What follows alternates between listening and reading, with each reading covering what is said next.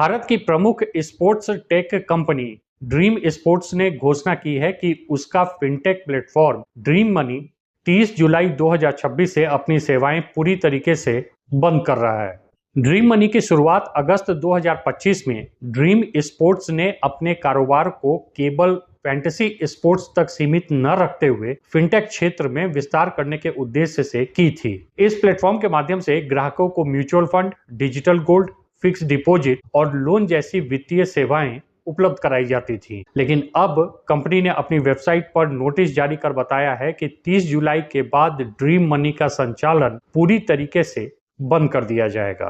Company ने अपने ग्राहकों को भरोसा दिलाया है कि उनके सभी निवेश और जमा की गई राशि पूरी तरीके से सुरक्षित है। इसके अलावा ड्रीम मनी ने नए ग्राहकों का रजिस्ट्रेशन, लमसम इन्वेस्टमेंट और नए लोन आवेदन लेना भी तुरंत प्रभाव से बंद कर दिया है। यह फैसला ऐसे समय पर आया है जब भारत में online real money gaming industry पर लगातार रेगुलेटरी दबाव बढ़ रहा है। अगस्त 2025 में केंद्र सरकार ने रियल मनी गेमिंग और फैंटेसी स्पोर्ट्स सहित सभी प्रकार के आरएमजी प्लेटफॉर्म पर प्रतिबंध लगा दिया था।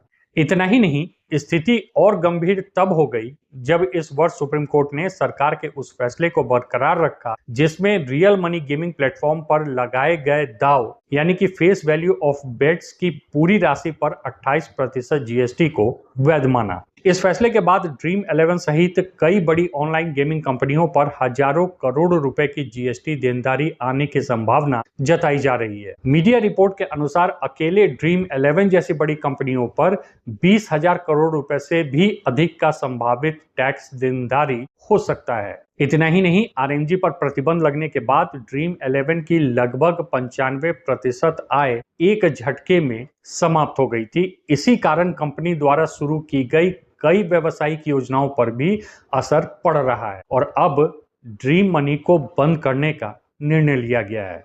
हालांकि ड्रीम 11 की मूल कंपनी ड्रीम स्पोर्ट्स अभी भी अपने अन्य कारोबार को जारी रखे हुए है। ड्रीम मनी का बंद होना इस बात का संकेत माना जा रहा है कि भारत में रियल मनी गेमिंग उद्योग पर सरकार के प्रतिबंध और जीएसटी से जुड़े कानूनी फैसलों का असर अब केवल गेमिंग प्लेटफॉर्म तक सीमित नहीं रहा है, बल्कि इन कंपनियों के द्वारा शुरू किए गए नए व्यवसाय पर भी पड़ने लगा है।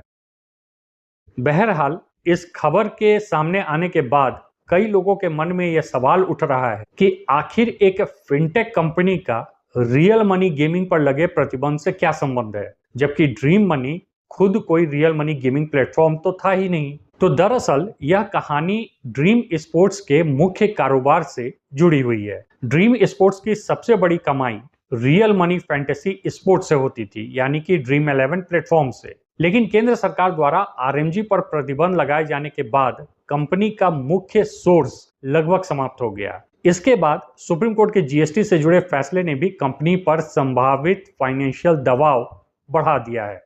ऐसे माहौल में ड्रीम स्पोर्ट्स ने अपने उन नए कारोबारों की समीक्षा शुरू की है जो अभी शुरुआती चरण में थे और जिनमें लगातार निवेश की जरूरत पड़ रही थी। ध्यान से समझें, वे प्लेटफॉर्म जिनमें लगातार निवेश की जरूरत अभी पड़ रही थी, और ड्रीम मनी भी एक ऐसा ही प्लेटफॉर्म था और इसी रणनीति के तहत इसे बंद करने का फैसला लिया गया। यानी कि ड्रीम मनी इसलिए बंद नहीं हो रहा क्योंकि उसने कोई नियम तोड़ा या उसका बिजनेस जो है वो अवैध था, बल्कि इसलिए क्योंकि उसकी पेरेंट कंपनी ड्रीम स्पोर्ट्स का मुख्य व्यवसाय ही गंभीर संकट में आ गया है। जब किसी कंपनी के आय का सबसे बड़ा सोर्स ही प्रभावित हो जाए तो वह अक्सर अपने गैर प्रमुख या नए प्रोजेक्ट्स को बंद करके अपने रिसोर्सेस को मुख्य कारोबार और अन्य व्यवसायों पर केंद्रित करता है। ड्रीम मनी का बंद होना भी इसी कारोबारी रणनीति का हिस्सा माना जा रहा है। उद्योग विशेषज्ञों का साफ मानना है कि ड्रीम 11 ड्रीम स्पोर्ट्स समूह की सबसे बड़ी पहचान और प्रमुख ब्रांड है। ऐसे में कंपनी किसी भी कारोबारी संकट के दौरान सबसे पहले अपने मुख्य ब्रांड को बचाने और मजबूत बनाए रखने की कोशिश करेगी। यही कारण है कि ड्रीम मनी जैसे नए और गैर प्रमुख कारोबारों को बंद करने का फैसला लिया गया है, जबकि ड्रीम 11 को हर हालत में बचाने की कोशिश की जा रही है। फिलहाल उपलब्ध जानकारी के अनुसार ड्रीम स्पोर्ट्स अपनी प्राथमिकता ड्रीम 11 और अन्य रणनीतिक व्यवसायों पर केंद्रित कर रहा है, क्योंकि यही उसके समूह की सबसे महत्वपूर्ण संपत्तियां हैं और भविष्य की संभावित आय के मुख्य सोर्स होंगे। तो कुल मिलाकर कहने का तात्पर्य यह है कि ड्रीम मनी के साथ जो कुछ भी हुआ है वह ड्रीम स्पोर्ट्स की एक सोची समझी स्ट्रेटेजी है। इसका ड्रीम 11 प्लेटफॉर्म पर किसी भी प्रकार से कोई प्रभाव नहीं पड़ने वाला है। ड्रीम 11 जिस प्रकार से चल रही है उसी प्रकार से चलती रहेगी और इसमें कहीं कोई शक नहीं है कि इस फ्लैगशिप ब्रांड को कंपनी किसी भी कीमत पर बंद नहीं होने देगी। तो इस पूरे घटनाक्रम को लेकर आप किसी भी तरह के कंफ्यूजन में न पड़ें। ड्रीम 11 जिस प्रकार से चलती आई है उसी प्रकार से आगे भी चलती रहेगी।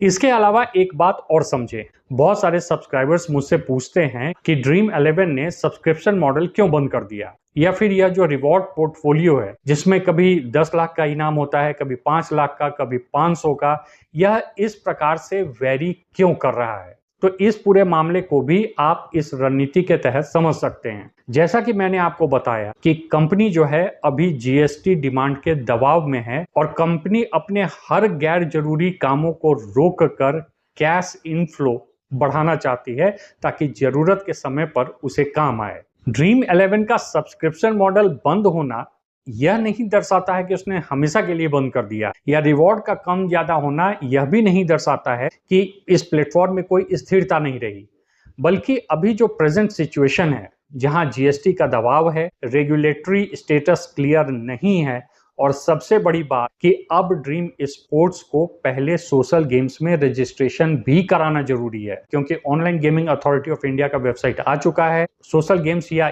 ई स्पोर्ट्स में रजिस्ट्रेशन के लिए फॉर्म भी निकाल दिए गए हैं और जल्द ही यह सारी प्रक्रिया भी शुरू हो जाएगी। तो यहाँ समझने वाली बात यह है कि ड्रीम 11 को न सिर्फ जीएसटी मसला अभी सही तरीके से रिजॉल्व करना है, बल्कि उन्हें आगे चलकर सोशल गेम्स के अंतर्गत रजिस्ट्रेशन भी कराना होगा और तभी यह कंपनी सरवाइव कर पाएगी। ई स्पोर्ट्स में रजिस्ट्रेशन हो नहीं सकता है क्योंकि ई स्पोर्ट्स का कॉन्सेप्ट पूरी तरीके से अलग है।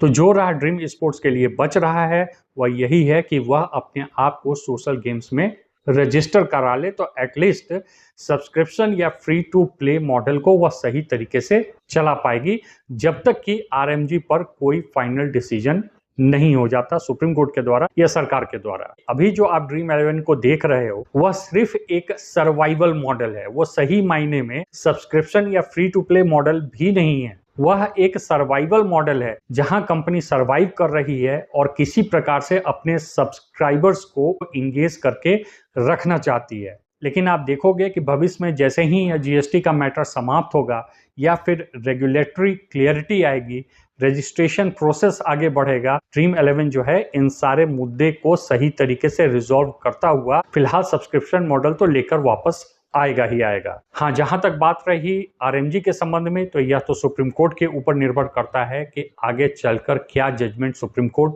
दे रहा है। तो अभी जो यह अनसर्टेनिटी आपको ड्रीम 11 के प्लेटफॉर्म पर दिख रहा है, यह कुछ ही दिनों की बात है। जैसे ही रेगुलेशन के संबंध में क्लैरिटी आ जाएगी तो फिर यह प्लेटफॉर्म भी एक स्थिरता के साथ जो भी कानून लागू होंगे उसके अनुरूप गेम्स को लेकर वापस आ जाएगा। आपका इस संबंध में क्या राय है, कमेंट करके मुझे जरूर बताएं। Thanks for watching.